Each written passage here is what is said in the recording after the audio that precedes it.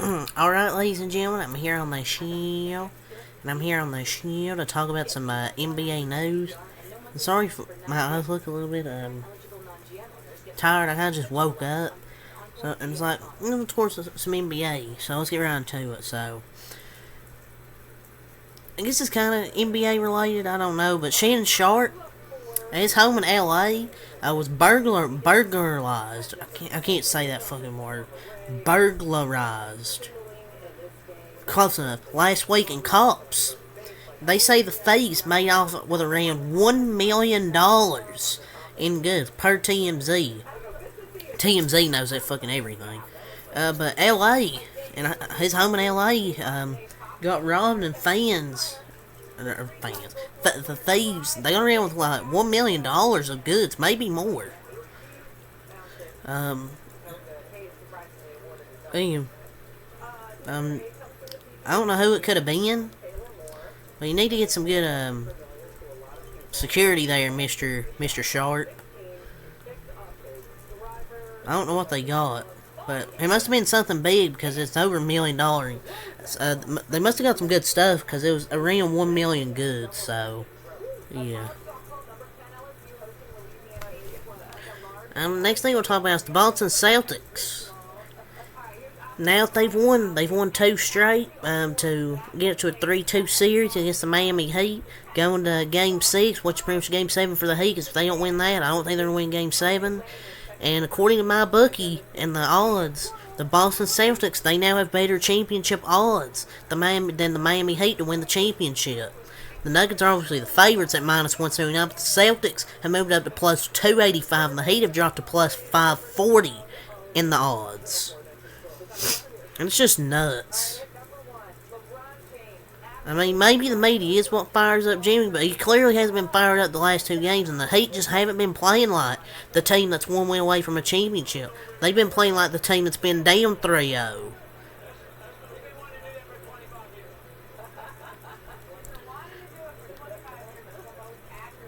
I mean, I get that the Heat are still up 3-2 and they're one game away. But they're just not playing like that team right there. They're not playing with that fire, not playing with that passion, not playing with that energy. Like, I expect Jimmy Butler's last two games, we need to file a missing persons report for Jimmy Butler. And Bam Adebayo, we need to file a missing persons report for you too. You need those two players to step up. And you need Gabe Vincent back. If they don't have him, they ain't winning next game.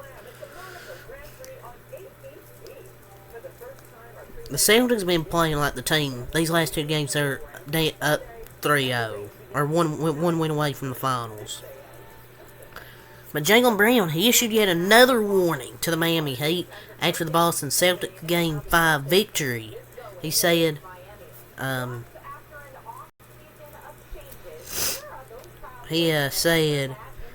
quote, they let us get two, so don't let us get another one, end quote. So they failed to put them away in Game 4, and they lost Game 5, so they failed to put them away by 13. It wasn't as close as the score may suggest. But the Celtics, I mean, they had that confidence. Those quotes they were saying, "Oh, don't let us win one," basically hitting. There's a chance that they could come back, and it's 3-2, and if they win Game 6, it ain't looking good for the Heat. All momentum points towards the Boston Celtics right now in this series.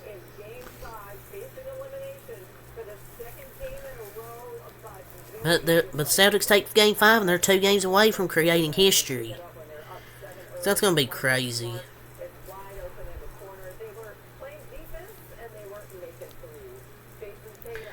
So, Joe Mazzulla, on his mentality,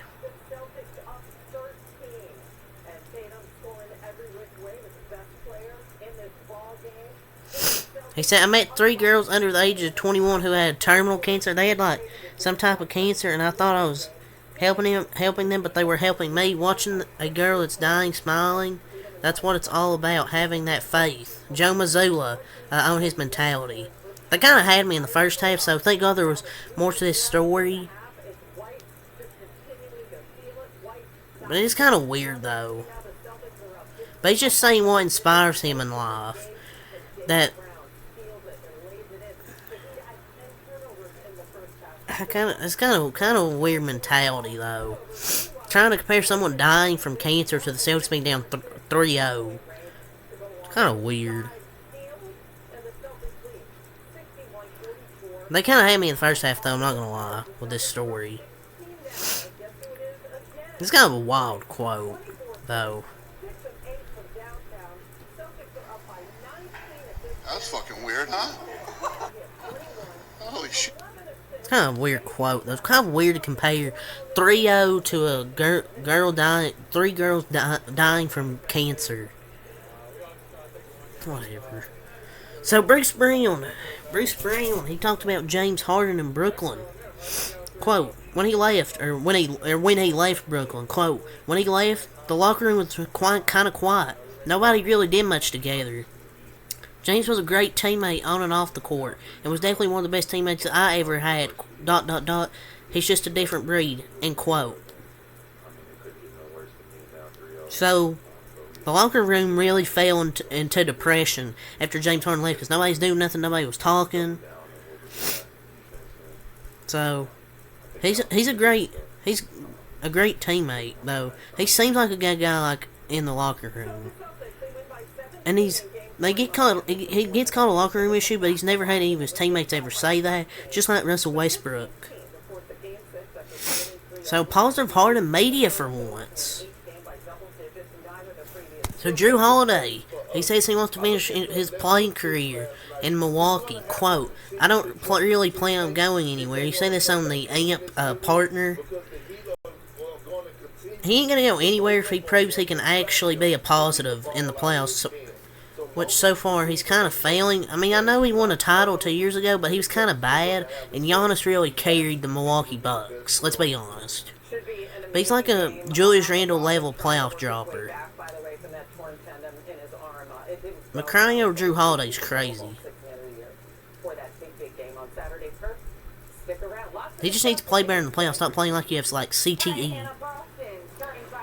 D'Angelo Russell, per a report, he was seeking a 4-year deal worth over $100 million before being dealt to the Lakers. 4 years, $100 million for D'Angelo Russell.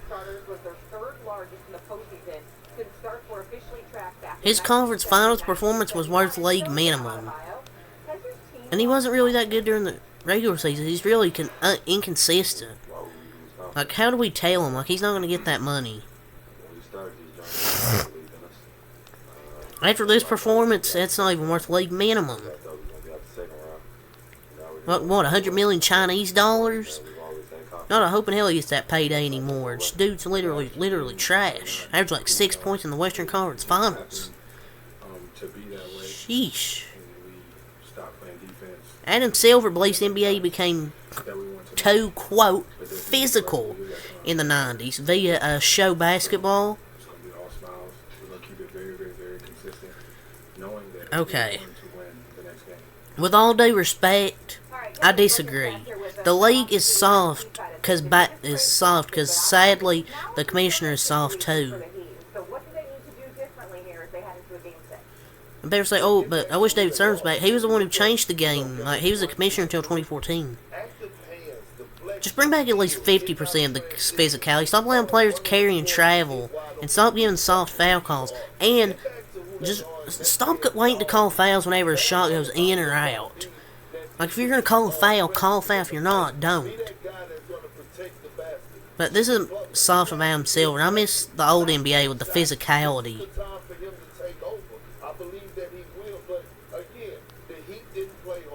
And there's not really any... And you can't even play defense half the time because they'll call fouls.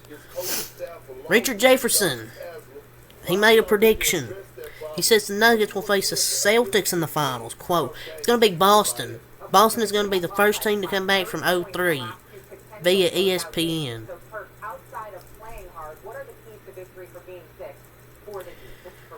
I mean, I know it's 3-2 now, but going back to Miami, it all depends if they have Gabe Vincent. Because that's one of their key players. They need Gabe Vincent back. Because he's been a really good facilitator for the Heat, one of their best three-point shooters, and he's way better than Kyle Lowry at this point, because Kyle Lowry's been bad outside of the first game of this series. He has been bad.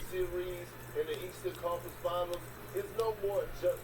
It's about who won it the most. It's about if your superstar is going to rise to the occasion at home. Josh Hart's extension talks with New York are expected to approach 18 million annually per Jake L. Fisher. And that's not really star money. It's only 18 million a year, and Josh Hart definitely deserves it because he was really good for the New York Knicks in the playoffs and throughout the regular season. And the best defender on a playoff team for 18 million is literally a steal. And it's a good contract. His impact goes beyond basic averages. 18 is not an overpay. Kyrie Irving and Fred VanVleet have to be at the top of the available options this offseason for the Lakers per Shams Charania, the Pat McAfee show. I mean, Fred VanVleet would probably be a more realistic option than Kyrie. He's a bucket getter and shoots well behind the arc. Well, sometimes he'll shoot well behind the arc. The Lakers think they're getting everybody, though. Watch them not get Kyrie or Fred VanVleet, but we'll see. Paul Pierce said he guarantees the Game 7 is going to happen in Boston. Said, quote, "I'll be out here Monday for sure," end quote. So he's guaranteed a Game 7. Oh, man. Well, it's a good run. It's over now. And he said that last year in the finals, I think. So, yeah, probably not going to happen now. But we have some news about Mr. LeBron. I know everything about my new furniture business. Well, everything except the whole business part. That LeBron James. With QuickBooks, you can confidently manage your business. Right now, it's Trying to find it 50% off here. for 3 months. LeBron James. Lakers superstar LeBron James is expected to return for year 21 with the Lakers and fulfill his contract per Dave McMenamin. So, not a surprise, LeBron James is expected to return for year 21. I guess I don't know if he wanted to get all the attention. Maybe he wanted to get all the attention away from the fact that he got swept. But I doubt he wants any more attention because he already gets a lot of attention.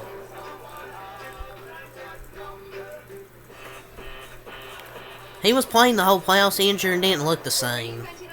And he should just get the surgery. But we knew he wasn't going to retire.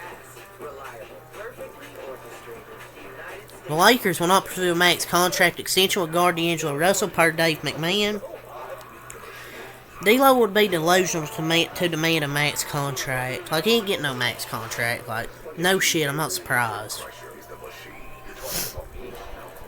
But yeah, that's really all the news I have to talk about, so that's all I have to talk about, so until next time, peace.